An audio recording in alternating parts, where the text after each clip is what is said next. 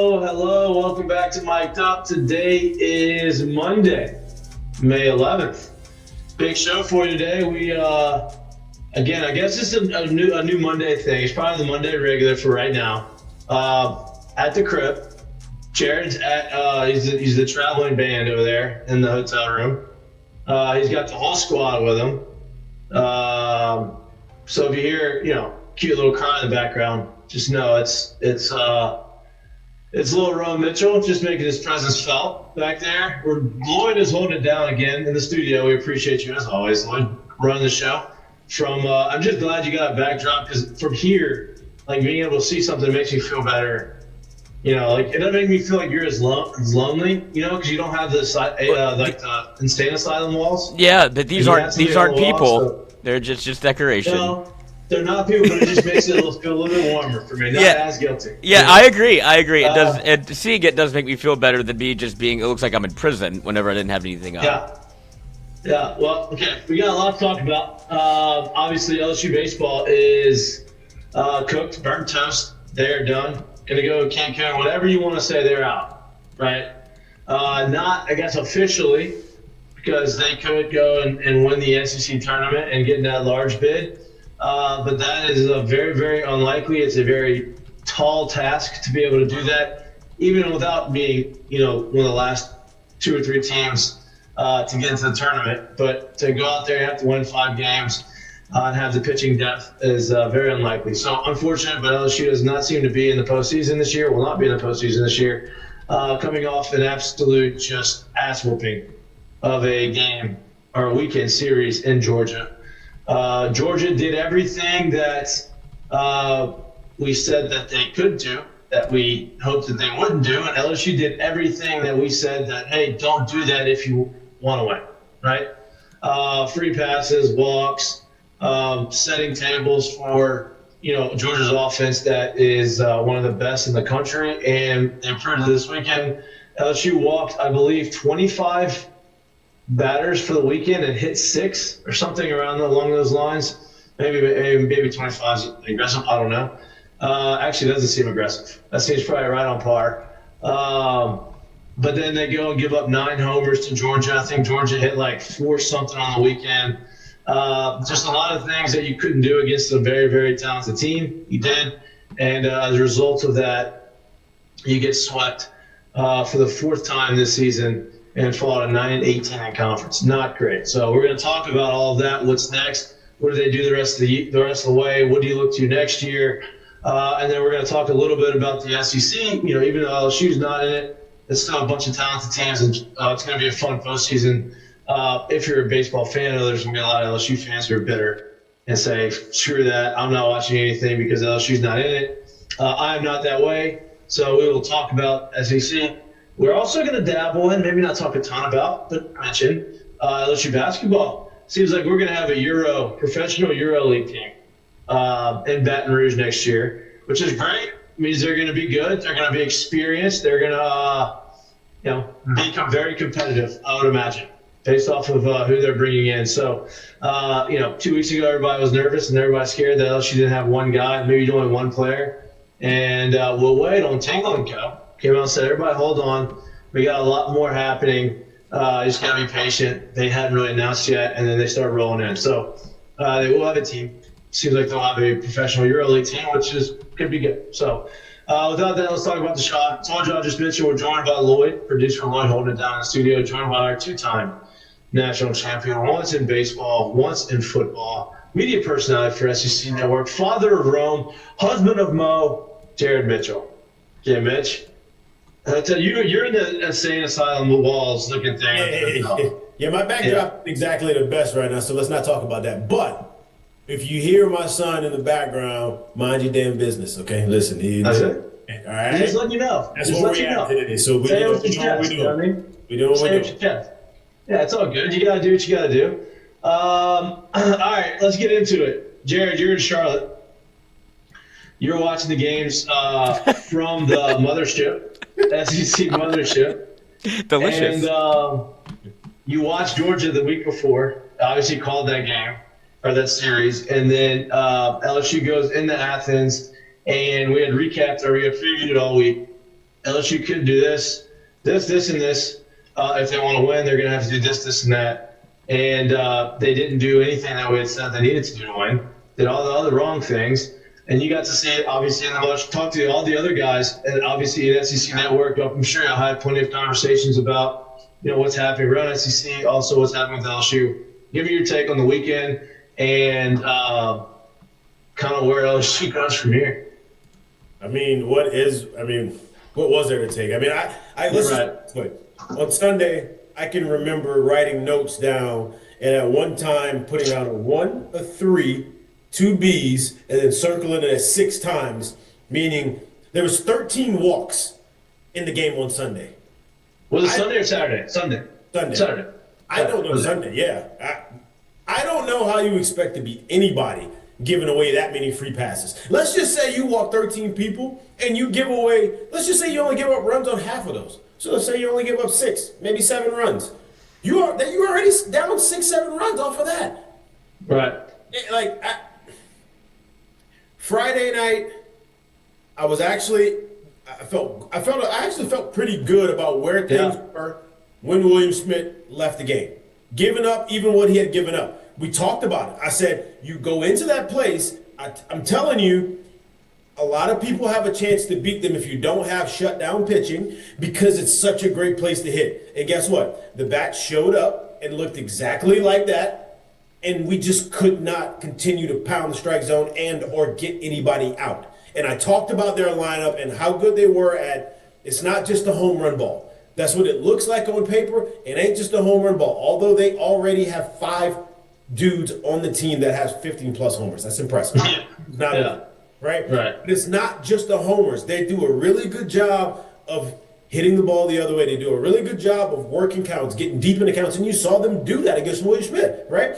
And so that was up until that point, I felt really good about what they had the opportunity to do on the weekend, and then it pretty much went all downhill from there, right? And you saw the same thing kind of on Sunday in terms of what happened after our starter left the game on Friday night. You saw it on Saturday, and then you saw it again on Sunday. It just, look, at the end of the day, here's what I truly do feel.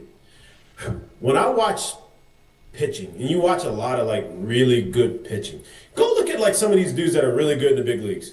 What happens is, a lot of the times, the vast majority of the times, what happens is those guys that have the crazy numbers or they have supposedly the best stuff, those guys are in the zone, in the zone, in the zone, in the zone. And they'll go 5 to 6, 7, 8 outings in a row where you can't even sniff what they're doing.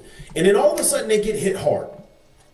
And then they go right back to that same dominant shit for the next month and a half. Why? Because they understand I throw the ball over the plate. I'm either going to get strike 1, strike 2 and make you uncomfortable and be able to expand, or you're going to get my ass today. Yeah. They're not trying to live on the corners. They find their way to the corners by trying to live over the plate. I truly do feel this, man. And I mean this with all sincerity. If you gave me a ball and a glove, you said, hey, I don't want you to touch a bat. I just want you to put them damn cleats on, get on the mound, and go pitch. And that's all you're asking me to do. I'm not saying I'm getting people out left and right because my shit's nasty. But what's not happening? I'm not walking the house, brother. I'm going to throw the ball over the plate. And that's what I don't know. When I watch teams, look, bro, when you get to SEC pitching, right? Now, I ain't saying even just the top of the league. SEC pitching, you didn't get here by not being able to throw strikes. I thought watching that over the weekend, and honestly, that's where the staff has been on the year. Go look at the numbers. They're the best team at striking people out, and they're the absolute worst at giving up free bases. Why? Because we don't want to throw the ball over the plate. So, to me, if I'm not sitting here watching you with the most ridiculous shit ever, we shouldn't be the team or the people or the person with the most strikeout numbers. Throw the ball over the plate. Your stuff is going to tell you how good you are. And I don't know, I feel like that got lost somehow, some way in translation over this year because the amount of walks this year it's been ridiculous. Well, and here's the deal. The walks and strikeouts do not have to correlate, right? Hey, just because you try to strike guys out doesn't mean that you have to walk a bunch of guys. You can throw the ball over the plate and still get strikeouts, right? That's how it's gonna happen. I was having a conversation today with a guy who played, pitched in the big leagues, and we were talking about it. He's like, man, because I said the same thing. I was like, I don't know if I've personally been part of a team that has walked. And maybe you're right. Maybe I have, but I can't remember a game where we walked 13 plus guys in a game. And I was talking to him about that. And he's like, look, if I could sit down and talk to these guys, he said, at the end of the day, the only thing that not being able to throw strikes means is that you're scared. You're scared of contact, giving up bad results. You're scared of throwing the ball and it getting tattoos for a homer or a base hit. This is what he's telling me. As a pitcher, he pitched in the big leagues. He goes, you should not have to nibble and try to work around the strike zone if you aren't scared. If you're going to attack them and say I'm going to pitch to contact and I'm not going to pitch away from contact, then you're going to have more success. And here's my question: like Jared, as a hitter, when you are down in the count 0-2, 1-2, your average significantly falls, right? Like there's nobody that has an 0-2, 1-2 average that is better than their 3-1 average, right? So by trying to stay on the corners, by not throwing the ball over the plate, not only are you walking guys, but you're putting yourself in 2-0, 3-1 counts at a very regular pace, which means you're walking, not only are you walking guys, but you're putting yourself in a situation for you to give up the bad result that you're so scared to give up. So by not filling it up, you are putting yourself in that position where you don't want to be. And I was like, that's a pretty good way to think about it, right? Because you're talking about fastball command and sets everything up. It's all about mentality. I don't know if you remember, there's two little points I'm going to make before we kind of wrap this up or give it to Lloyd to expand on it if he wants to expand on it. Do you remember early on in the year when it wasn't like he was struggling, just the numbers weren't not great in terms of offensively, and we talked about Curiel and what he was doing, and we talked about the number and the counts that he kept getting into and what count was the most prevalent. It was two counts. I don't remember exactly which one they were, but it was two counts that were both disadvantaged counts. That was where he had the most balls put in play, right? And his average on those was not good. So to put it on top of it, his average on the season was not great. Obviously, he started getting himself going. If I had to guess, if I went back and looked at it right now, it's probably not those two counts that are at the top. I bring that up to say, just think of it this way. If you're, and this is as simple as I can put it. If you give me a round bat to hit a round ball, it's a little skinny ass bat, and I got a square to hit, right? That's all I got, okay? So if that's what you're going to give me, right, and you're going to throw the ball in that zone. So as a hitter, when you don't throw strikes, my zone does this. When you do throw strikes, I have to do this with the zone. So which one do you think I'm going to be able to put that little skinny-ass bat on more often on the barrel? When I do this with the zone. So when I go 1-0, 2-0, 3-0, 3-1, this is my zone. When it's going the opposite way, this is my zone. So like you said, and that's exactly what we were talking about, man. It's like, bro, your stuff, meaning your fastball, the ride on it, the sink on it, the slider, the tight spin, the break on it, the horizontal, all of this. Your stuff is going to tell you how good you are when you throw the ball in the zone and you let the stuff work. When you sit here thinking you're going to just pound the corners and paint the corners all day and now you're living off and you're not getting the call. And you ain't good enough. You ain't good enough for that. You're not good enough for that. Go watch. That's what was. Remember we talked about this too. That's what was so refreshing about watching the WBC. Bro, that game was played in a phone booth, brother. Every one of them dudes on that mound got in there and said, here it is, bro, dude, what you gonna do with it? Here it is, bro, what you gonna do with it? I'm throwing a slider, here it is, bro, what you gonna do with it? Like, they understood. The game needs to be played here, and I somehow that feels like it got away from a lot of these arms, and it didn't work. It hasn't worked. No. 13 walks, 25 walks on the weekend, that's embarrassing. That's not LSU baseball, that's embarrassing D1 baseball. That's what that is. Correct. And not only did you give up 25 walks or whatever it was, 26 9 homers, 26 walks, 5 and you hit 5 people. Correct. So 31 free passes. Here against a team that is already elite offensively.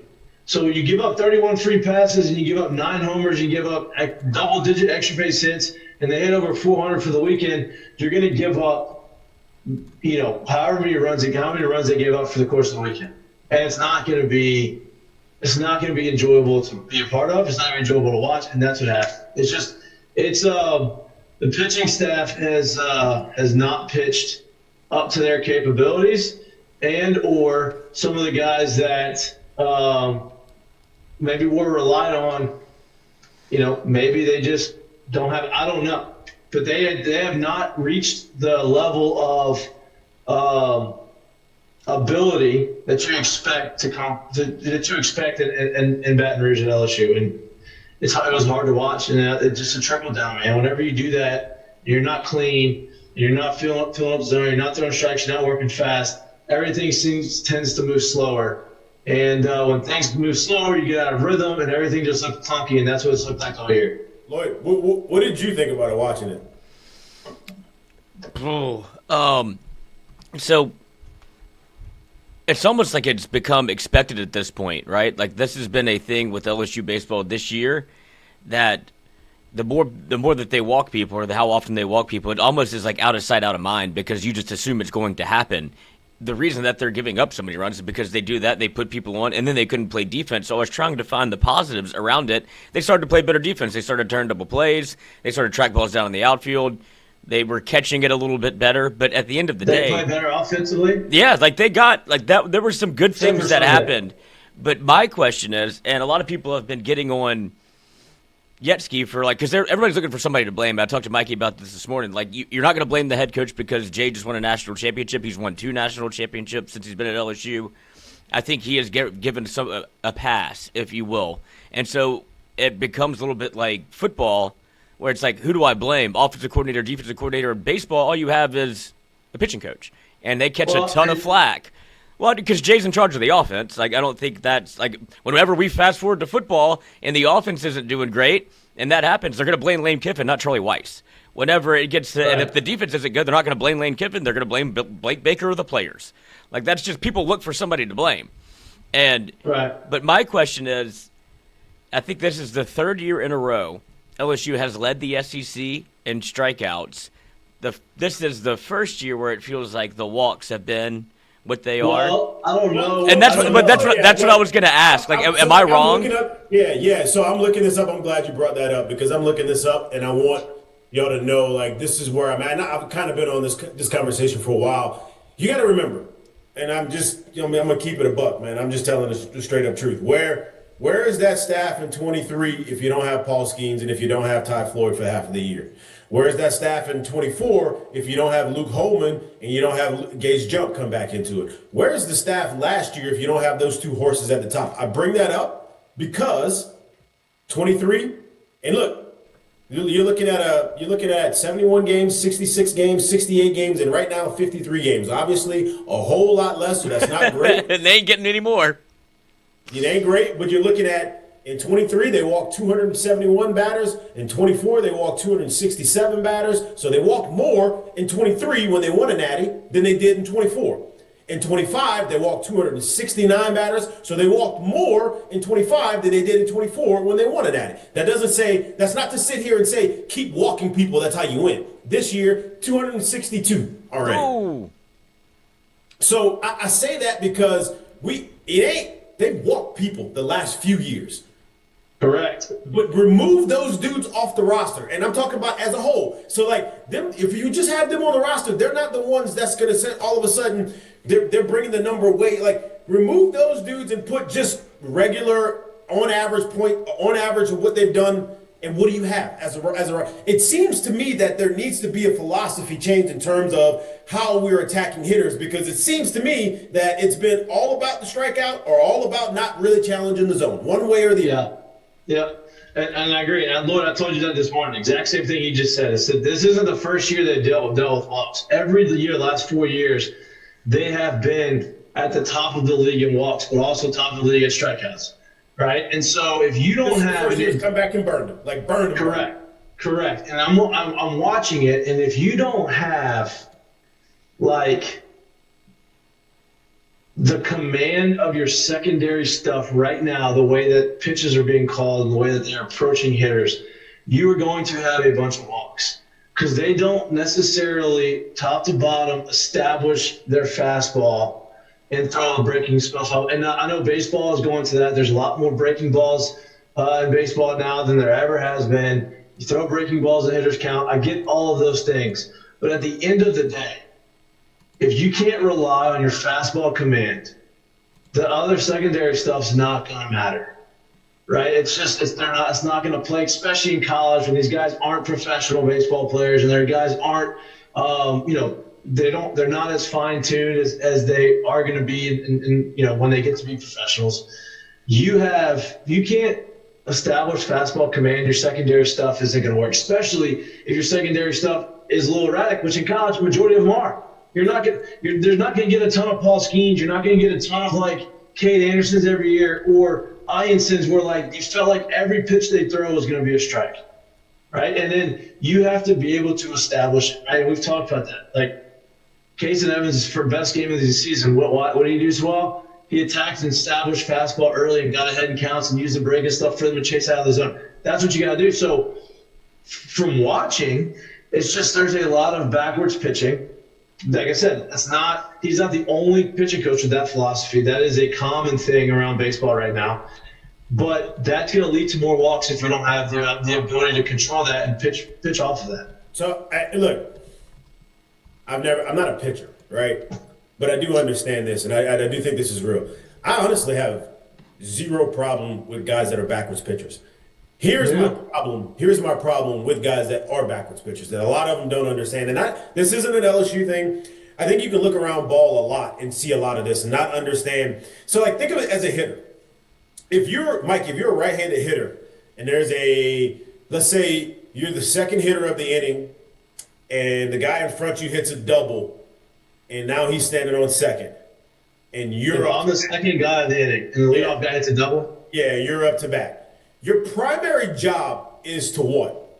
Get him to third base. Okay, so then now let's just say the first pitch that comes in there, you're spinning like a top, hitting balls in the third base dugout on the first swing of the inning. Are you trying to tell me that that's the swing that's trying to get the guy to third? Because you're definitely not hitting behind him, right?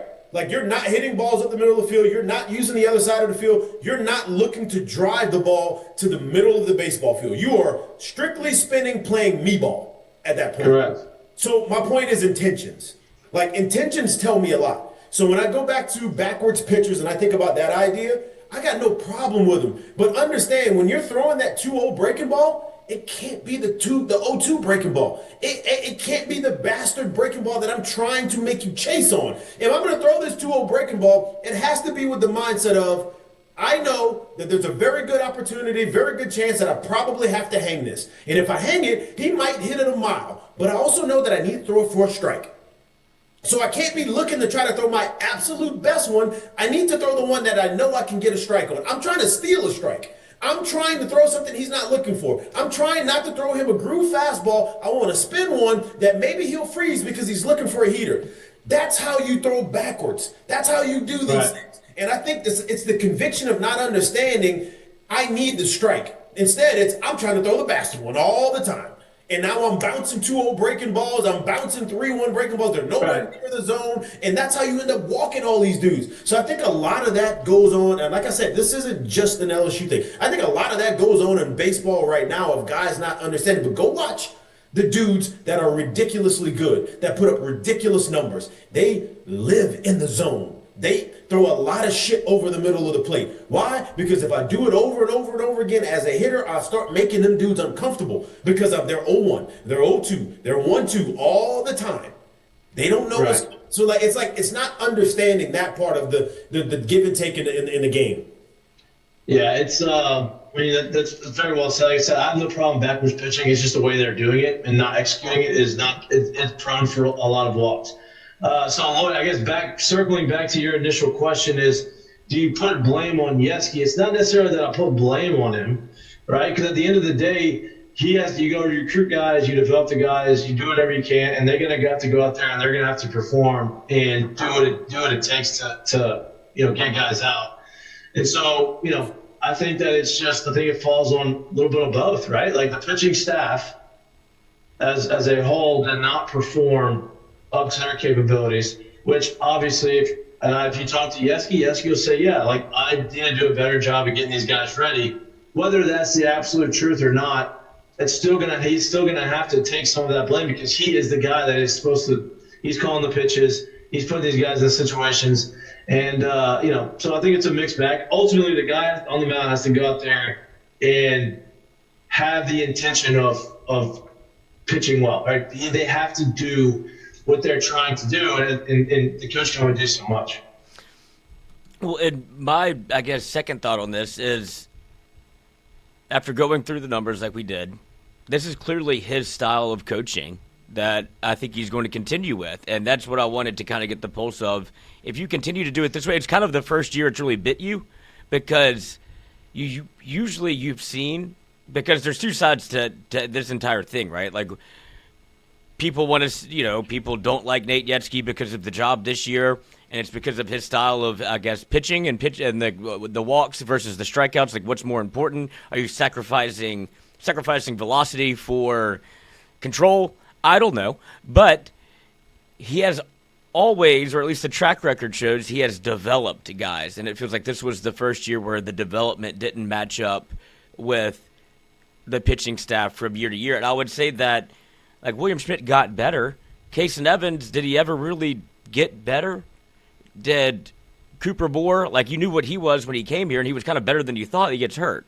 And I think Maverick Rizzi regressed. Like, there's a lot of things that you could point to, like Cooper Williams regressed. Cooper Williams? Right. And so that's where I think if you're going to talk about the pitching staff, because they gave up a ton of runs. Like, that's just, it is what it is. You walked a ton of people that you're playing with fire every single time you go out and compete. I don't know if we're going to ever find the stat, but I wonder the percentage of innings of 3-up, 3-down innings LSU had this year. They had one this weekend. Yeah, it was Kason Evans' first inning. Out of 27 outs, 27 innings, they had one inning where they had not one person where they went 3-up, 3-down. Think about that. That's insane. That's outrageous. That makes my feet hurt, so yeah, I don't really want to think about it. That's outrageous. Like, I mean, I don't know what the percentage of that would be standing around. God, like, think about it though. Like, that happened this weekend. We've had other weekends where they haven't been able to find their strike zone. So I'm curious. I don't know if that's, maybe, Claude. Chat GPT could figure that out. But, yeah, it's a crazy deal. Because that's why I was at. I'm not necessarily. I don't think anybody deserves to be fired for what happened this year. Now, is it something that is kind of shocking? Yeah. And now you start looking around, and it's almost like they found a spark almost too late, and it does make you wonder. But this is the whole thing with NIL, right? Like, this is why it happened this way. You have to, or at least you're perceived to have to, give guys that you paid money to come to LSU and play for a year every opportunity to play until it's, I can't do this anymore. I can't watch this. Time out. Yeah, I mean, you're right. But, like, when you think about it, if you think about it in the sense of you are the person that's giving the opportunities and are giving the money, when I'm going to sit down and I'm going to put together who I'm going to divvy out, where I'm going to do, how I'm going to spend, I think anybody in their right mind would be like, well, if I'm going to give this amount, there has to be a justified reason as to why I'm doing it. And then when you do it and you get it across the finish line and that person shows up on school, yeah, they're going to have a longer leash than others.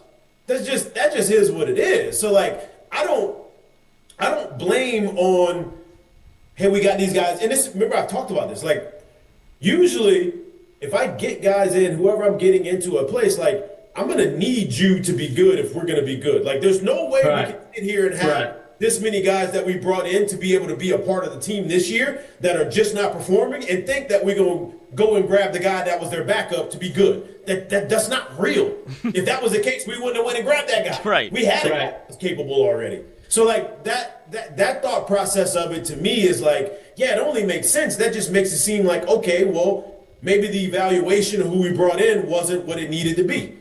maybe that didn't hit the mark because, yeah, I would expect you to, if I'm going to give X amount of dollars, that's more than the player that's already here to be able to play. Yeah, he's got a longer leash. Yeah, he's probably going to play. That's pretty obvious. Yeah, I mean, look, the NIL, you can talk about NIL part of that, but that's really anything, right? Like, if you have a guy gets drafted in the first round and gets his big signing bonus, and there's a guy that was a 10th rounder, and he's outperforming him, that guy, that first rounder, is going to get more opportunity just because there's more invested in. Because, hey, not only do we pay you money, but we see that you're not talented. And I don't want to be wrong. Well, it's not even about being wrong. It's just like, hey, you got drafted in the first round because you have a bunch of talent. We paid you money. Yeah, obviously that isn't a financial investment, and we're gonna give you some opportunity. But we also obviously think you're super talented, so we're gonna try to get the most out of you and give you every opportunity to succeed. Whereas someone that drafted maybe later, they get off to a slow start, they don't get that opportunity. Right now, obviously, you say, oh, that's professional baseball. Well, college sports right now is the same way. Everybody's getting paid. You're gonna have to be able to go and perform whenever you're getting paid to perform. But even before that, right? Someone gets a scholarship from out of state and they get 100% scholarship. They are, financially, or the school is committing to them with a scholarship, so they're going to get some more opportunity to go out and play well. And right there, if they struggle early, they're going to continue to do that. So that's not anything new. But it's just, it's unfortunate that the guys you spent the money on this year none of them performed. Yeah. Yeah, I've never really been one to subscribe to the let's just play the guys behind. Like, yeah, of course you get there at some point in the year, which they seemingly did, but that doesn't mean that it should have happened a whole lot earlier. Like, right. It is what it is. Yeah, it's they got so I guess next question is where do they go? Well, before we do that, what do you mean where they go? 1, 2, 3, somewhere. Yeah. There's 1, 2, 3 Cancun. Now with NIL, maybe that's where they're going. All right, go ahead, Lloyd. Before we do that, what? We have a $10 super chat from Cajun Curveball. Lloyd, please ask the guys about the literal non-play on the interference. Never seen someone not be out on interference. How did the refs not know the rules? Also, the out at first was not indisputable. Well. Wait. Which play are we talking about? So it was the... No, it was a bullshit call anyway. You talking about the double play ball? No. So the catcher, Georgia's catcher's on second, steals third. Aaron Beatty comes up, tries to throw him out third base, safe. The home plate umpire called batter interference because they said the batter tried to move his elbow and get in the way. Jared, the guy did not move. If anything, he moved out of the way of Aaron Beatty. Go ahead. Go ahead. So guy's hitting, guy steals third, Aaron Beatty goes and throws him out, guy's safe at third base. Umpire calls batter interference on a throw, gotten Aaron Beatty's way of throwing the ball to third base. So sent the runner back to second base. It was basically like a non-play. Like a no pitch. Yeah, like there was the batter wasn't out, there was no strike on him, there was nothing. Well, because they got to redo it, they hit a homer. Yeah, because he didn't call it. Everybody thought he was calling hitter's interference. He called interference on himself. He said, I was in the way. Oh. Right, and that's where people were like, well, what do you... I didn't know that you could do that. So it was a no play, but he called interference, like interference on what? And then he did do like the elbow thing, and he was like, it was my elbow, I was in the way. And it's like, so just reset, restart. So that's how that came. That's how that came to be. Which I've just never seen fair or foul. That makes more sense then, but still. It's not just odd. Get the fuck out the way. Well, it's not, listen, if the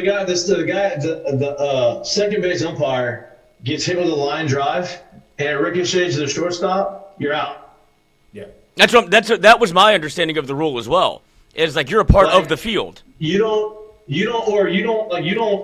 get to replay. No, anything. Like if I smoke the ball up the middle and it hits off the umpire's chin and it goes right to the second baseman, he flips out to first, gets me out of first base, then a ball 110 off the bat and it hits off breaks the kneecaps of the umpire and I get out because he couldn't get out the way. They don't say, okay, redo, start over. No, I'm out. Right? So that didn't make a ton of sense for me. I just didn't know that's what they call. I thought they called it on the hitter, but they called it on the umpire. He called it on himself. That makes more sense now. I understand it now, but I've never seen that. And then what was the other? Obviously the replay of first base. That was tough. Look, that was a wild one, but I mean, at the end of the day, I didn't know they made so many assumptions on a catch. That if it's just close to your. Here's my thing. If they call him out, he's out. If you call him safe, he's safe. That play, you just can't really overturn whatever call was made, and they did it. And now look, that would have helped. That would have given LSU an 8-7 lead. Looking back, do we think that they finished that game off 8-7? No. Hey, I'll ask this. Wait, when, and not just in baseball, when in sports do we start putting the shot clock on the reviews? Like, I mean, I don't know why it takes you so long to get a review right, then it probably should overturn whatever the call is on the field. I think a lot of fans would be happy and fine with that. Like, we can't sit here and take forever and then overcall something that is clearly not that clear.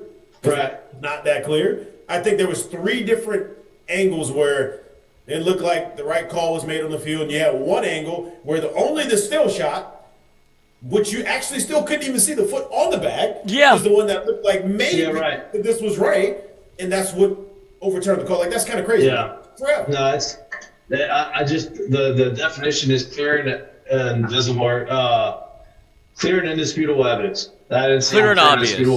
I just feel like clear and obvious doesn't take you forever. But that's, that's just. Yeah. And at the end of the day, listen, that would have been nice. But the way it's been going, you don't think that that's going to finish off. But maybe they would have, and they would have changed the weekend. Who knows? Well, it just happened a lot. Because, I mean, you can literally go down the list of different plays that have been impacted by review for LSU, whether it be the Milam, Rucker. Sure. Like, there's a lot of stuff that has happened that you're like, God. And some of these did result in a win or a loss. Here's the thing.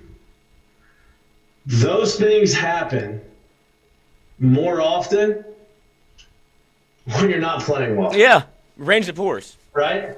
And it's not that it's like, oh, we're unlucky or we're getting bad breaks. It's like, those aren't maybe the greatest calls. But whenever you're not playing good baseball, those calls the baseball guy, they just go against you.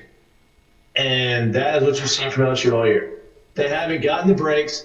They haven't played good baseball, and they haven't gotten the breaks to bail them out of not playing good baseball. Yeah. And that's just kind of what happens. I said, not that they happen more often. Maybe the calls don't go your way as often, but like them kind of plays, those kind of calls happen all the time. At the end of the day, when you're not good, you're not playing well, however you want to look at it, you get less of those calls. But at the end of the day, if we just sit back and look at the number of runs scored, the number of walks given up on the weekend, all of that, and you go sit here and tell me that that's a team that should be winning 2 or 3 and or sweeping a series or any of that? No. All right, well, then what's next? Right? Like, Jared, they asked me that question this morning.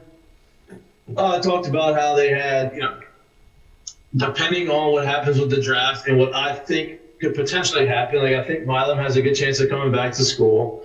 I think Curiel's chance of coming back to school has increased as the season has gone on. I think he's gone. I mean, there's a couple things why I think, one, he's got Boris.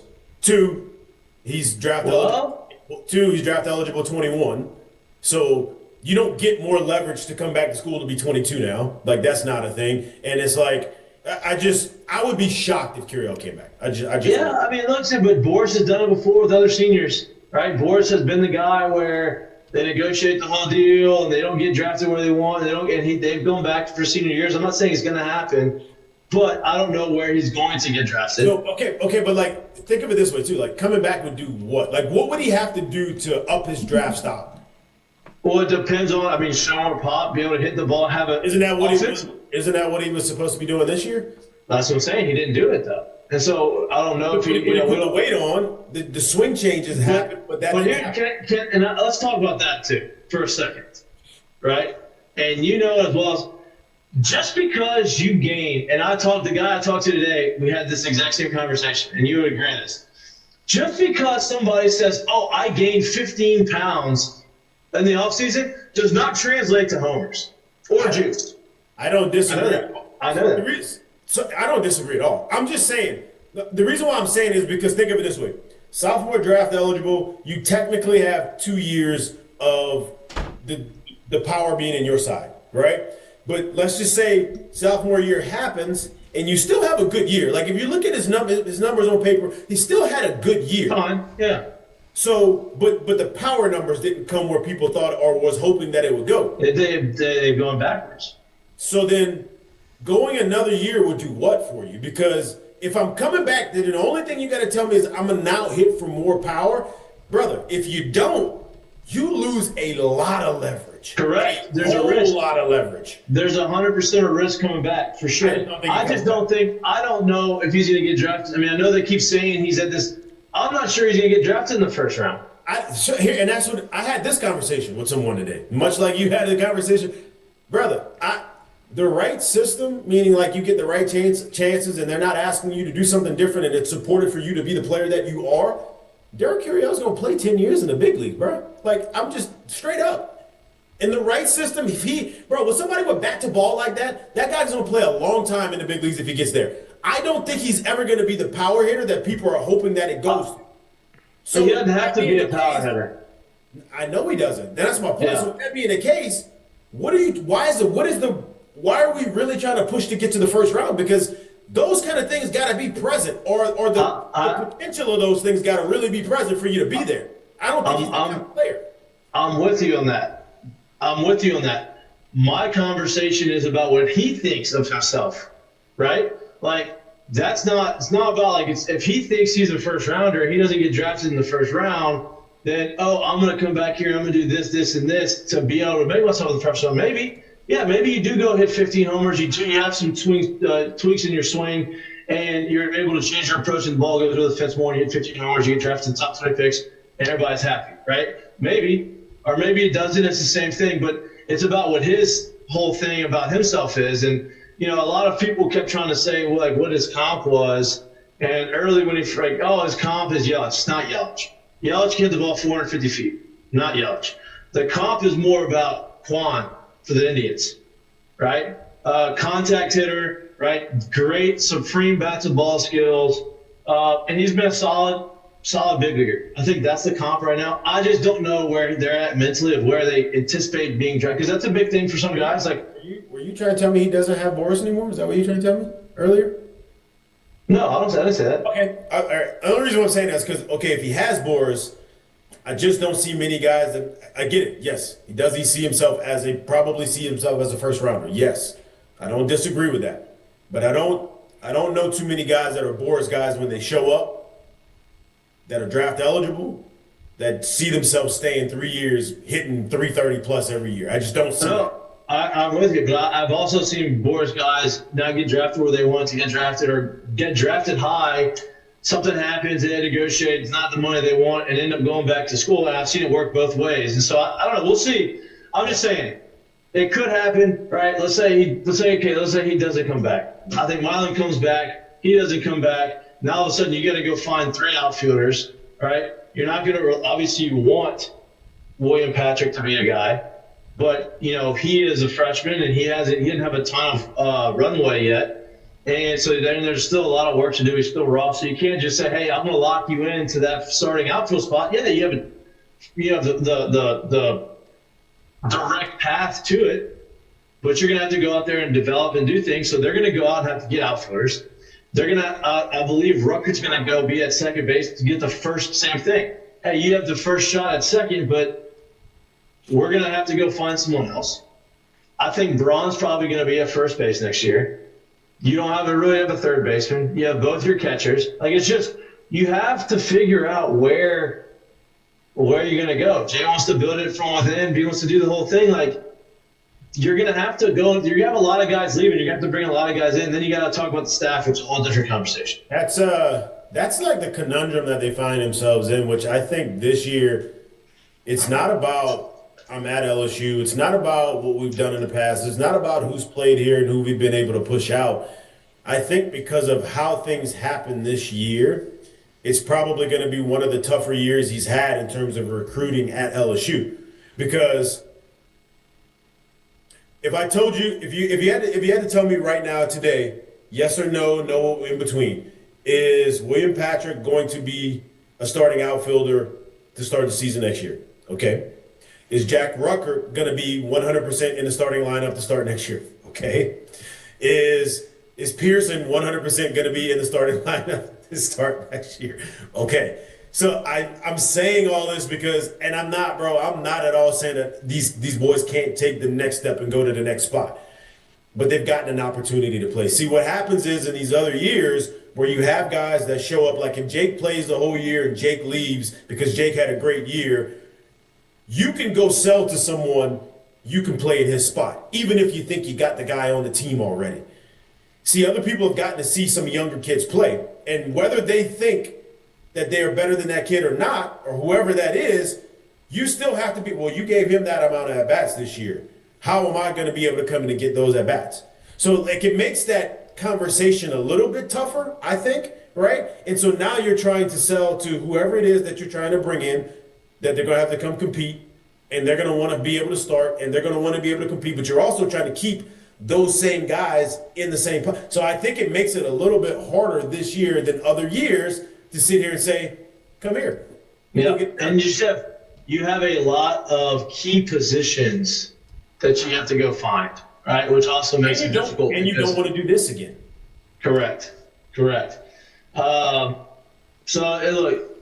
look, Jay's got a good recruiting class coming in, but it's a young class. So like, you don't want to just say, hey, we're going to be full of freshmen and sophomores. Like, that's not conducive to a lot of success right now. So you got to hope guys come back. The guys that you have take the next jump. You have a few freshmen that come in, which every year they do that, right? Every year you get some freshmen that end up making, getting their way into the lineup. You got to have that. You're going to have the guys in your rotation and on your pitching staff really take the next step. Instead, because you got some talent there, and you got to figure that out, and you got to go fill it in with another experienced starter or two, probably two. You got to go get some experienced bullpen guys, and that's the hard part of it, right? Hey, and it's just. Let me ask you this. I mean, I'm the asshole that's been saying it all year, just in terms of what I thought it could possibly be, and so we've seen almost a full 56 of it. How do you approach the Case and Evans situation next year? We talked about that this morning. I mean, I think that he's going to put him in the rotation again. I think he's going to be a starter next year. And I just like, hey, this is what you had this year, and this is what it looked like. We are going to have to go and evaluate why it went south and why you couldn't throw strike. It wasn't that you didn't have good stuff. It was that you weren't able to control your stuff. You weren't able to throw strikes. You weren't able to wasn't like, oh, you lost control of, or you lost your slider, or you lost your splitty, or you lost your curve, like all that. You had those. You just weren't able to put it together consistently. I think the thing that went away the most was his fastball command, right? Like you weren't able to dominate and get ahead with your fastball. So we're gonna have to go figure out why that happened. But I do think that he's gonna be in the rotation next year. I do. Same with Schmidt, Same with Schmidt. I don't think Schmidt's a question.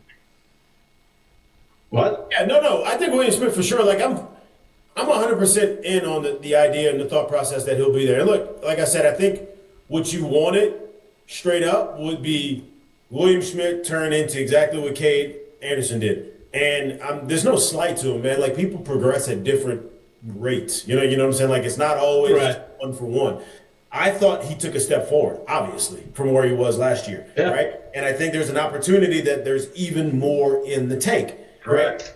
And it just is what it is. So, like, I think this year was a great step for him. I think if he stayed, like, if in a perfect world, if things had happened perfect, I think he would be so okay with him still pitching on Sundays. Like, that arm, that ability, pitching on Sundays, trying to, get himself to, man, we talked to him a year ago when he talked about him coming to school. The biggest part of it was the maturity part. He felt that about himself. He was open to say that about himself. So maturing and continuing to come along, I think he would have been fine if he would have stayed in that Sunday role. And I think he would probably tell you, there's a little bit more maturing I got to do. There's a little bit more of looking myself in the mirror. What is it? Let me go figure it out and put it on film and on tape. And I think that's what he's got the opportunity to do next year. And here's the deal.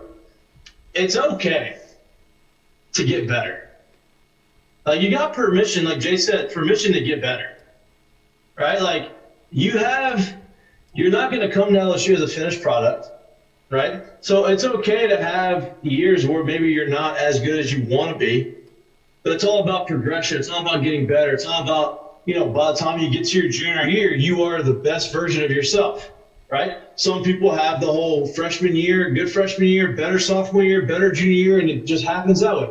Some people have a good freshman year, they have a sophomore slump, and then their junior year they take off. Like, it's just, you have some of those situations, and so it's okay to not be a finished product, but you've got to keep progressing. And so I think both those guys are in that boat, right? I think Schmidt obviously took a step forward, needs to continue that. And you still got Cooper Moore. Obviously, I don't know what the injury was, but how severe an injury, or how the recovery's going, but he can come back too.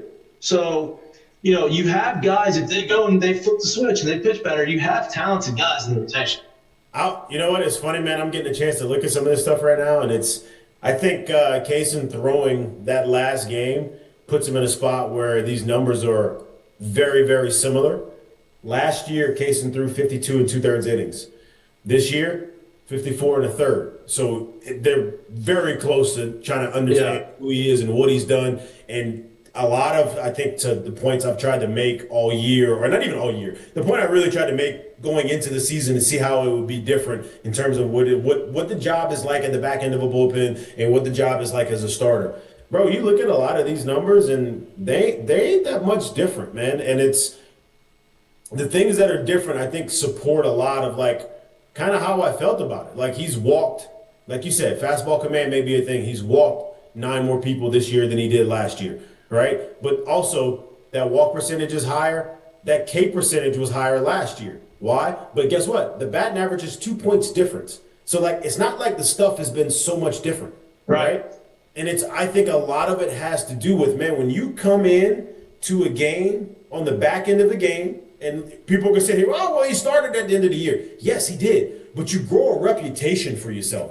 I don't care when you start doing scouting reports for people, as a hitter, Mikey, or not, when that reliever that has that point whatever is coming out of the pen, oh, shit, I got to get on him early. You know this. You grow that reputation for yourself. So when we talk about the back end of the year starts, understand he had grown a reputation at that point for who was getting on the mound and what you probably needed to do to get to him. So I'm saying that to say, when you're coming into a game with a lead and or the back end of the game, and people are understanding that the fastball can play anywhere from 94 to 99, and you see one of those in the zone early, oh shit, all right, I'm behind. That makes that splitty and that slider that much better. And then all of a sudden, the next guy gets one of those sliders, which Kaysen did a really good job of throwing that hanging slider, throwing that one that lands in the zone early to put you out, to put you away later. When you do, if all of your stuff plays up, if you can land stuff in the zone early. So then now as a starter, when you're having to do this more often, you feel like, oh, I got to be that much more tricky. It turns into a different game. So pitching at the back end of the bullpen with that stuff, off that reputation he earned. Nobody gave it to him. He went out there and he dominated the zone early in spots where they were up. He earned that shit. He grew a reputation for himself, and I think that played for him for the numbers that you saw him put up. And learning how to do that in the starting role, I think was a challenge for him this year. Correct. I agree. And I think we talked about that before the season. That was going to be the biggest thing for him. It wasn't stuff. It wasn't that he didn't have the stuff to be a starter. It was, hey, it's a whole different – it's a mindset shift from being a back end of the bullpen or coming in with guys in scoring position already with your adrenaline. It's a whole different thing. And so he had to figure that out, and it was just a little inconsistent. And obviously, the last couple of weeks have been hurt. So it's up to him to go and figure out, okay, I've experienced both of those things. I know what to expect. I know what it looks like as a starter. I have got to do whatever it takes for me to be that consistent starter and do the things that I know that I'm successful. And so he's got to figure out this offseason. I think that he will, but I do believe that he will be in the rotation next year. I think the bigger question is where do you go in the bullpen? Because there's not really one guy, I guess the Sheeran, but there's not really one guy that I can look at and say, okay, man, I got a ton of confidence in this guy coming back in the bullpen. They hadn't done it this year. So You're going to have to go and you're going to have to replace a bunch of those guys. It's going to be interesting to see. Obviously, you got 3 games left in the season and the SEC tournament. But Jay's already thinking about it, and I imagine he's got a game plan in his head. I'd agree. Lloyd, I don't even know how we got to that. I think this all started with the Yetski conversation, the Yetski question. Yeah, if you, yep. I was going to say something. I'm just going to refrain from. It was in the chat, but I don't want to. I don't know if it's I'm not trying to out anybody. That's all I'm saying. Yeah, don't out. Yeah, no. But it wasn't bad. It's just I don't. There's time left. There's games to be played. So I didn't want to say what I was about to say because I don't. Yeah, we went from Yetski to replacement players for Case and Evans to is he going to be a starter to not a starter or is he going to? And then we got to William Schmidt. We covered all of it. This is a little bit of writing an obit for the LSU baseball team in 2026 because you do have to look to the future. And that's kind of what you're doing. And look, you got some guys coming in next year that are talented freshmen. You're going to go in the portal. You're going to reload. This isn't the end. This isn't the beginning of the end for LSU baseball. It was unfortunate bad season. Can I ask a quick question? Yeah. We had the conversation about Curiel, and obviously all of that is contingent. Look, he's a draft-eligible sophomore. He's getting older, but he's not losing that leverage. However, one person that would be losing that leverage is Stephen Milam, but it feels like the general consensus is that he's coming back. We had Jason Armstrong on the morning show who was like, look, I'm telling you he's coming back. I'll get a tattoo of your face on my neck if he doesn't. And I was like, okay, that sounds very convincing, but why do you think that's the case? Well, there's a you can talk about leverage all you want, right? Like, there's a certain point, there's a certain, I guess, part, like a round in the draft where, like, especially with NIL, where the leverage doesn't really matter anymore, right? Like, in the past, it was, hey, you kind of fall to the 7th round and you don't sign as a junior after the 7th round for $200,000. You're not going to get any money the next year if you sign the same spot, right? Prime example of that was Taylor Dugas. He got drafted his junior year, I believe, by the Cubs, and they offered him however much they offered him. They went back and forth. He had a certain number in mind. He didn't get to it. Went back to school for senior. Had a great career at Alabama, all-time leader there. Got drafted in almost the exact pick the next year by the Yankees, and the money was not the same, right? And so there's a certain time now. So with NIL, you get drafted. Let's say you're a 7th rounder or 6th rounder, and you get drafted, and let's say the number in that pick that slot was $250,000. You potentially can go and get that as and coming back in NIL, and so. Now, like, you don't really necessarily lose. Now, in the first round or the second round, it's different because the money is a lot bigger. And I think that he's a guy that can come back, play senior year, get drafted, and he's going to be a senior sign, and he's going to go out there and he can shoot up and just get moved up pretty quickly because he's older and he has a bunch of at-bats in college, and if he performs well, they'll move him quick. Especially now in baseball, that's what they've been doing a lot of. So that's why. But I know that we Daddy Duty is calling both of us here. So all 3 of us. Maybe we should. Yeah, well, I can hear Allie is battling the bath time by herself right now. I can hear it. So probably should get to the Seggies. I just wanted to ask that because I just thought it was interesting. And we could go more to this on Wednesday, but that was my reasoning on why I think he's coming back. Mistake of the day. Yeah, mistake of the day. Georgia mayor fires the entire police force for making his wife upset. Cohutta Mayor Ron Shinnick fired all 10 employees of the Cohutta Police Department for making inappropriate comments that upset his wife. Ham was fired as the town clerk for creating a hostile work environment, but allegedly continued to work, having access to personal information. I have a video that I'm going to watch because he talks about it, and I have no idea what he's going to say, but I appreciate people like this for being not only in politics, but also making decisions like, well, I guess you're fired. I don't think it's that dire at all. They'll get a paycheck. we're not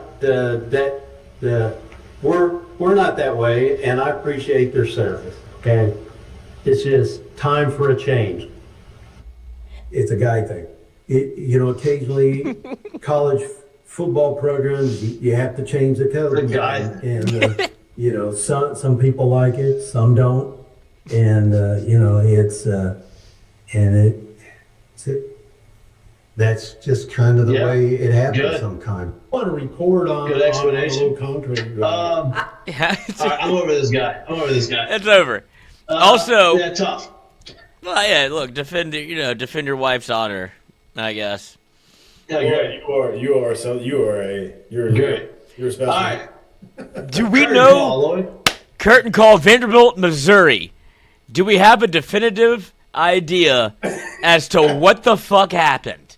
Because they have people that are measuring, like, this is all over the internet. They have people that are measuring. Apparently, the stat, whatever they use, the TrackMan guy said it was a homer. Yeah. Somebody found the ball too. Wait. Yeah. The ball. Somebody found the ball, apparently. Well, what's incredible, like, the reason it's a curtain call is the wherewithal of the right fielder to be like, ground rule double, hands up. And then they're like, wait, what happened? We don't know. Here's the real question. Do y'all think he actually really saw it or didn't see it? Because the TV view of it, I know, makes it a little bit worse than what it is to see in person. And I've seen fall games. We've been around fall games. Like, I've never seen it to where it's so, like, there's just no way in hell that if it looked like this on the field, or if he was as savvy as you're saying right now, which could be possible, and he was like, you know what, I don't know if they can see it. Yeah. Yeah. Right. Well, here's the other thing. The runners obviously could see the outfielder, right? Because they could see where the ball was not caught. So, yeah, that was a wild deal.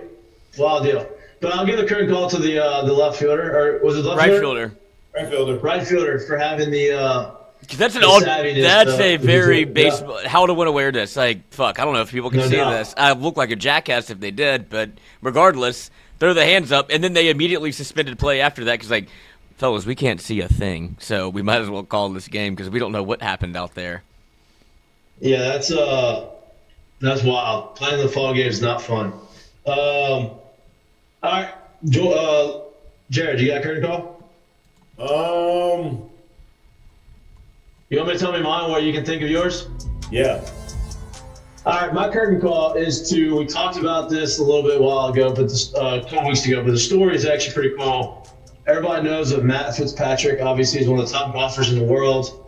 He has a brother, Alex Fitzpatrick, who has bounced around from small tours. He has like a partial card. He played in some tournaments, but not all tournaments. Gets exemptions sometimes, like based off qualifiers, all this kind of stuff. But if he's a professional golfer, and so he could play in the Zurich as the teammate of his brother, Matt Fitzpatrick. They've done it for multiple years. And so Alex Fitzpatrick and Matt Fitzpatrick win the Zurich tournament. They win the championship. And because it is a PGA event, Alex Fitzpatrick gets rewarded with obviously money and all the things necessary to have a permanent card. So by winning that, he gets the ability to play in PGA tournaments. He has his full card, but you have to make a certain amount of money to be able to keep that card, which means you get to make cuts and all these things. And he had initially was supposed to play in a smaller golf tournament. I think the winner got like $450,000. Instead, he plays in another PGA Tour event that he qualified for. He came out top 15. He won that amount of money that he would have won if he won the whole tournament. Fast forward to this past weekend, he was in second place at the end of he was in the final group. And he was in second with one stroke off, kind of fell off at the end. But I think it was a top 10 finish. I don't know if it was a top 5 finish. But he is securely he has secured his PGA card for years to come, which is pretty awesome. So that's my current call. And it's all due to his brother and the match play hitting it to about a foot. Oh yeah, right. Obviously, but he's played. But Alex got the tour card. Got the opportunities to play great. All right, Jared. I'm telling you. Boy, You got nothing. Yeah, I got cricket. You got nothing. It's okay. It's okay. It's part of it. Did y'all Call it row. Y'all got that pack and play in the hotel room? Oh, yeah. We don't have it out right now, but it's here. It's packed. Okay. Ready. Is this the first time he slept in the pack and play? Yeah, I mean, no. We did it once once when we went to Dallas. How'd he do? Pretty good. Yeah, bad. Okay. Here, I've got a quick curtain call for you, J. Mitch. What? Because we should have known that this was going to happen. Whenever you see Major League Baseball umpires, the ego abounds. And I don't know if y'all have seen this yet, but they're finally just going to say, okay, you want to challenge? I didn't do it fast enough. Then, from the third inning on, it really... Oh, I did see it. So,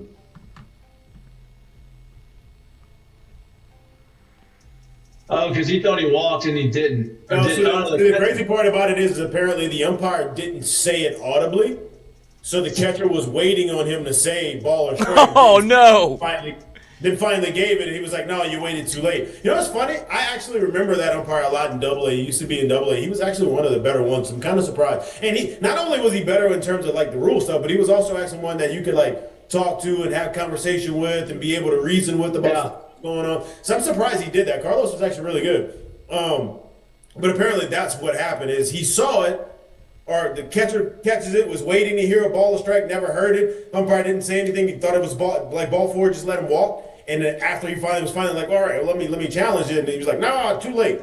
Well, you never said anything. How much? Yeah, right. Well, right. I can't see you. My back's to you. Well, isn't I mean, that's used to be.